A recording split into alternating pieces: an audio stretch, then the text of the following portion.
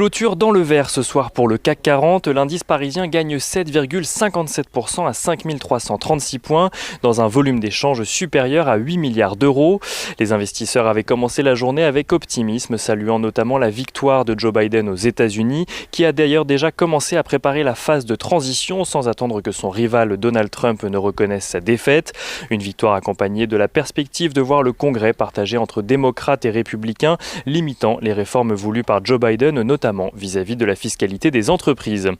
Mais à cet optimisme déjà présent est venu se rajouter l'annonce d'avancées notables en matière de lutte contre la Covid-19. Le laboratoire Pfizer a en effet annoncé un peu avant 13h que le vaccin qu'il développe avec la société BioNTech est efficace dans 90% des cas, un ratio élevé alors que le conseiller scientifique de la Maison-Blanche estimait récemment que 50 à 60% serait déjà tout à fait acceptable.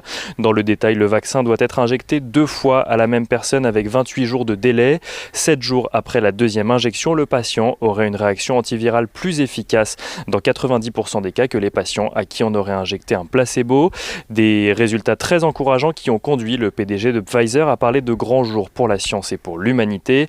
La nouvelle n'a d'ailleurs pas tardé à se répandre comme une traînée de poudre sur les marchés, le DAX et le FTSE clôturant dans le vert également ce soir, tandis que les marchés américains évoluent toujours en hausse. À Paris, les investisseurs se sont rués sur les valeurs qui ont le plus pâti du Covid depuis mars dernier. À titre d'exemple, Unibail Rodamco Westfield gagne 22%, Klépierre gagne 31%, ADP gagne 25%, Accor 21%. Les bancaires s'apprécient également, Société Générale gagne 18%, BNP Paribas 18% également, tandis que Crédit Agricole gagne 13%, Safran gagne 14% ou JC Decaux qui va jusqu'à gagner 41% en clôture.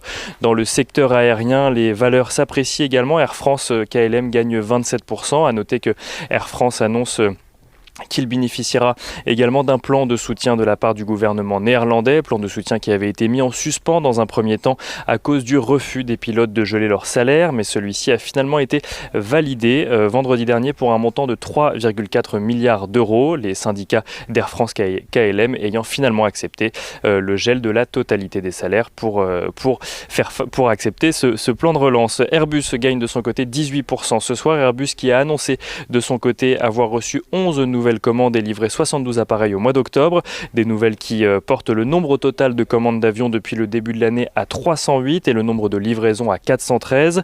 Et en ce qui concerne Airbus, toujours, l'Union européenne va imposer dès demain des droits de douane portant sur 4 milliards d'euros d'importation en provenance des États-Unis dans le cadre du litige, toujours donc avec les États-Unis à propos des subventions accordées à Boeing.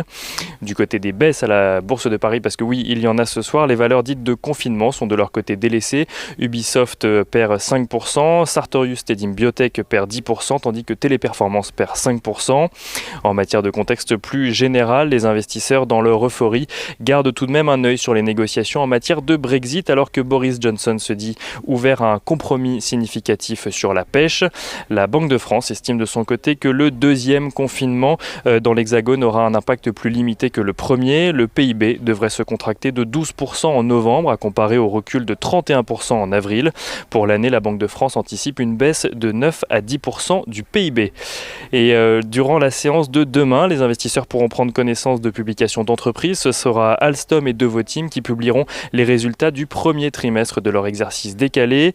Les investisseurs suivront également de près l'Assemblée générale d'Unibail Rodamco Westfield qui devra notamment trancher sur la stratégie du groupe suite à la remise en cause de celle-ci par Xavier Niel et Léon Bressler.